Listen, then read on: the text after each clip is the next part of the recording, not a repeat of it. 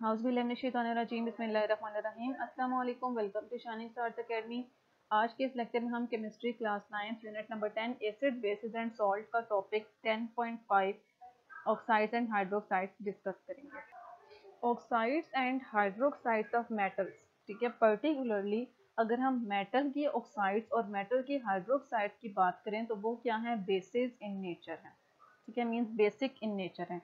तो हम ये कह सकते हैं कि जो बेसिस हैं वो किससे बनी होती हैं, oxides and hydroxides of metals की बनी होती हैं, ठीक है।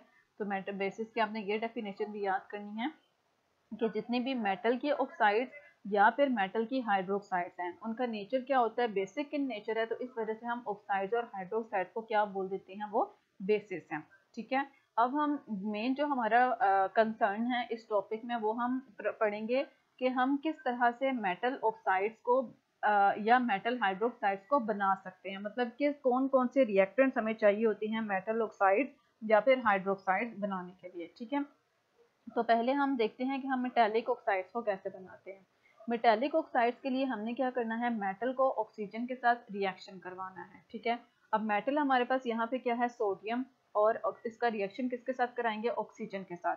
तो हमारे पास ये क्या बनेगा, Na2O सोडियम ऑक्साइड बनेगी, ठीक है। अब ऑक्सीजन की ऑक्सीडेशन स्टेट क्या होती है, -2। इट मीन्स कि ऑक्सीजन को एक ऑक्सीजन को अपने साथ कितने मेटल सोडियम एटम्स चाहिए होते हैं, 2 सोडियम एटम्स चाहिए होते हैं, ताकि जो इसके चार्जेस हैं वो क्या हो सकें, बैलेंस हो सकें, ठीक है। एक ऑक्सीजन के लिए हमें कितने सोडियम एटम्स यूज करने पड़ते हैं, 2 सोडियम एटम्स सोडियम ऑक्साइड बनाने के लिए यूज करने पड़ते हैं, ठीक है। अब यहाँ पे अगर हम देखें तो यहाँ पे हमारे पास O2 दो मतलब 2 ऑक्सीजन एटम्स हैं, और लेफ्ट साइड पे ऑक्सीजन एटम्स को बैलेंस करने के लिए हमें यहाँ पे 2 लगाना पड़ेगा। और जो सोडियम एटम्स हैं ये यहाँ पे कितने हो जाएंगे, 2 2 जा 4 हो जाएंगे। तो सोडियम एटम्स को बैलेंस करने के लिए हमें यहाँ पे 4 लगाना पड़ेगा, ठीक है। इट मीन्स के हमारे पास जब हम सोडियम को ऑक्सीजन के साथ रिएक्शन करवा रहे हैं तो सोडियम की इन दोनों की सोडियम और ऑक्सीजन की रेशियो क्या होगी, 4:1। मीन्स के 4 एटम्स हम ऑक्सीजन के यूज करेंगे और 1 मॉलिक्यूल हम ऑक्सीजन का 4 एटम्स हम सोडियम का यूज करेंगे और 1 मॉलिक्यूल हम ऑक्सीजन का यूज करेंगे। तो इनकी रेशियो क्या होती है, 4:1 होती है। मीन्स के 1 molecule of oxygen needs 4 sodium atoms, ठीक है। तो ये रेशो आप लोगों को बताने इसलिए ज़रूरी थी कि ऑब्जेक्टिव्स में इस तरह के क्वेश्चन पूछ सकते हैं कि सोडियम ऑक्साइड बनाने के लिए हम जो सोडियम एटम और ऑक्सीजन के मॉलिक्यूल हैं वो किस रेशो में लेते हैं। तो वो हम किस रेशो में लेते हैं, 4:1 रेशो में लेते हैं। अब अगर हम मेटल एटम मैग्नीशियम ले रहे हैं और उसका ऑक्सीजन के साथ रिएक्शन करवा रहे हैं तो हमारे पास क्या बन रहा है, MgO बन रहा है, ठीक है। O के ऊपर -2 चार्ज होता है, Mg के ऊपर +2 चार्ज होता है। मीन्स के यहाँ पे हर ऑक्सीजन एटम को एक ही मैग्नीशियम एटम चाहिए होगा, ठीक है। एक ऑक्सीजन एटम के अपने साथ कितने मैग्नीशियम अटैच करेगा, जस्ट 1 मैग्नीशियम एटम अटैच करेगा, जिससे उनकी जो चार्जेस हैं पॉजिटिव और नेगेटिव बैलेंस हो जाएंगे और ओवरऑल मॉलिक्यूल न्यूट्रल हो जाएगा, ठीक है। अब यहाँ पे अगर हम इनके एटम्स की बैलेंसिंग की बात करें तो यहाँ O2 मॉलिक्यूल में ऑक्सीजन के कितने एटम्स इन्वॉल्व हैं, 2 एटम्स इन्वॉल्व हैं। तो इस साइड पे ऑक्सीजन को बैलेंस करने के लिए हमें यहाँ पे क्या मेंशन करना पड़ेगा, 2 लगाना पड़ेगा। और यहाँ पे सोडियम का नंबर सॉरी मैग्नीशियम का नंबर चेंज हो जाएगा। मैग्नीशियम का यहाँ पे कितने हो जाएंगे, 2।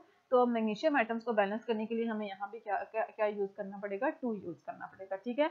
तो अगर सोडियम ऑक्साइड बनाने के लिए हमें 4:1 रेशो यूज करनी थी तो मैग्नीशियम ऑक्साइड बनाने के लिए हम 2:1 रेशो यूज करेंगे। मींस के every 2 magnesium atom needs 1 molecule of oxygen, सही है। ये थी फॉर्मेशन ऑफ मेटालिक ऑक्साइड्स। अब हमारे पास है मेटालिक हाइड्रोक्साइड्स। मेटालिक हाइड्रोक्साइड्स कैसे बनती हैं, मेटालिक हाइड्रोक्साइड बनाने के लिए हमें क्या करना पड़ता है कि जब मेटल ऑक्साइड जो हमने ऊपर रिएक्शन में बनवाई हैं किसी भी मेटल का ऑक्सीजन के साथ रिएक्शन करने के बाद जो हमारे पास मेटल ऑक्साइड्स आई हैं, अब ये वाली मेटल ऑक्साइड्स हम यूज करेंगे और मेटालिक हाइड्रोक्साइड्स बनवाएंगे, ठीक है। जब हम मेटल ऑक्साइड्स को वाटर में डिसॉल्व करते हैं, ठीक है, तो हमारे पास 2 तरह के आयन फॉर्मेशन आती है, ठीक है। लेट्स सपोज कि हमारे पास सोडियम ऑक्साइड है, Na2O है, इसको हम वाटर में डिसॉल्व कर रहे हैं तो हमारे पास 2 तरह के आयन्स आएंगे। एक हमारे पास कैटायन आएगा जो कि मेटल कैटायन आता है और एक हमारे पास एनायन आता है जो कि नॉन मेटल एनायन होता है। तो सोडियम यहाँ पे मेटल है, तो ये क्या बनाएगा, कैटाइंस बनाएगा, और ऑक्सीजन यहाँ नॉन मेटल है, तो ये क्या बनाएगा, एनाइन बनाएगा। ठीक है, 2 सोडियम के कैटाइंस आ जाएंगे और 1 ऑक्सीजन का एनाइन आ जाएगा। ठीक है, ऑक्साइड आयंस अगर हम देखें तो ये क्या होते हैं, अनस्टेबल। O-2 आयंस को जब वाटर में हम मेटल ऑक्साइड्स को डिसॉल्व करें और यहाँ से जो हमारे पास O-2 आयंस बनते हैं, ये क्या होते हैं, अनस्टेबल होते हैं। वाटर में ये अनस्टेबल होते हैं, ये खुद को स्टेबलाइज करने की कोशिश करते हैं, और स्टेबलाइज करने के लिए क्या करते हैं, जो O-2 आयंस हैं ये प्रोटॉन्स एक्सेप्ट कर लेते हैं फ्रॉम वाटर। ठीक है, वाटर से ये क्या एक्सेप्ट कर लेते हैं, प्रोटॉन्स एक्सेप्ट कर लेते हैं, और कितने प्रोटॉन्स एक्सेप्ट करेंगे, 2। ठीक है, और 2 प्रोटॉन्स एक्सेप्ट करने के बाद अब ये क्या बन जाएंगे, OH माइनस, 2 OH माइनस हमारे पास बन जाएंगे, जिनको हम क्या बोलेंगे, हाइड्रोक्साइड आयंस बोलेंगे। ठीक है, एक बार रिवाइज करते हैं क्या है, जो मेटल ऑक्साइड्स हमारे पास आई हैं उनको हम वाटर में डिसॉल्व करेंगे, तो वाटर में जब डिसॉल्व करेंगे तो वो हमारे पास 2 तरह के आयंस प्रोड्यूस करती है, एक मेटल कैटायन और दूसरा ऑक्साइड एनाइन। यहाँ पे जो ऑक्साइड एनाइन बनता है वो अनस्टेबल होता है वाटर में, तो वो फौरन से क्या करता है, वाटर से प्रोटॉन्स एक्सेप्ट कर लेता है, और प्रोटॉन्स एक्सेप्ट करने के बाद वो क्या बना देता है, हाइड्रोक्साइड आयंस बना देता है। ठीक है, और जो वाटर मॉलिक्यूल्स हैं, क्या हुआ, वाटर मॉलिक्यूल से ऑक्साइड आयंस ने क्या एक्सेप्ट कर लिया, प्रोटॉन एक्सेप्ट कर लिए, और हमारे पास क्या बन गए, 2OH माइनस और हाइड्रोक्साइड आयंस बन गए। और अगर हम यहाँ पे एक ही प्रोटॉन एक्सेप्ट करवाएं, ठीक है, एक ऑक्सीजन यहाँ से एक प्रोटॉन ले रहा है, तो रिमेनिंग यहाँ पे एक H और O बच रहा है, तो इट मीन्स कि वो OH आपस में कंबाइन करके क्या बना देंगे, OH माइनस बना देंगे। तो वाटर प्रोटॉन डोनेट करने के बाद क्या रह जाता है, OH माइनस रह जाता है। ठीक है, यहाँ पे उन्होंने क्या लाइन लिखी है, and water molecule after donating proton, water molecule जब प्रोटॉन डोनेट कर देता है तो वो भी क्या बन जाता है, हाइड्रोक्साइड आयन बन जाता है। ठीक है, ऑक्साइड आयन वाटर से प्रोटॉन एक्सेप्ट करने के बाद क्या बन जाता है, हाइड्रोक्साइड आयन बन जाता है, और वाटर जो है वो प्रोटॉन देने के बाद क्या बन जाता है, हाइड्रोक्साइड आयन बन जाता है। ठीक है, the hydroxide ion react with metal ions. अब जो हमारे पास यहाँ पे हाइड्रोक्साइड आयंस हैं, वो जो यहाँ पे मेटल कैटायंस बच गए थे उसके साथ वो रिएक्ट करेंगे और हमें क्या दे देंगे, मेटल हाइड्रोक्साइड दे देंगे। ठीक है, ऑक्साइड आयंस अनस्टेबल थे, वो वाटर से प्रोटॉन एक्सेप्ट करेंगे और क्या दे देंगे, OH दे देंगे, और रिमेनिंग वाटर का OH रिमेनिंग यहाँ से क्या बच जाएंगे, वाटर जब प्रोटॉन दे देगा तो वाटर जो खुद वाटर है वो किस फॉर्म में कन्वर्ट हो जाएगा, OH। तो OH टोटल कितने हो गए, 2 OH, तो ओवरऑल मैंने यहाँ पे क्या मेंशन कर दिया है, 2 OH मेंशन कर दिए हैं। ठीक है, तो पहले क्या हो रहा है, अगर हम ओवरऑल रिएक्शन देखें तो मेटल ऑक्साइड्स का वाटर के साथ रिएक्शन होगा। अब पूरा इसका प्रोसीजर है जो मैंने आप लोगों के लिए एक्सप्लेन कर दिया है, लेकिन इसकी ओवरऑल इक्वेशन क्या बनती है, मेटल ऑक्साइड वाटर के साथ रिएक्शन करता है तो क्या बना देता है, MgOH होल ट्वाइस। ठीक है, मैग्नीशियम अपने साथ 2 हाइड्रोक्साइड्स को अटैच करती है, क्योंकि ऑक्साइड हाइड्रोक्साइड के ऊपर -1 चार्ज आता है और मैग्नीशियम के ऊपर +2 चार्ज आता है, तो इस वजह से ये अपने साथ कितने हाइड्रोक्साइड्स को अटैच करती है, पॉजिटिव चार्जेस को बैलेंस करने के लिए 2 हाइड्रोक्साइड आयन अटैच करती है। इस वजह से इसका ओवरऑल फार्मूला क्या बनता है, MgOH होल ट्वाइस। ठीक है, इसके साथ Na2O में सोडियम ऑक्साइड वाटर के साथ रिएक्शन करेगी, सोडियम हाइड्रोक्साइड, इसी तरह कैल्शियम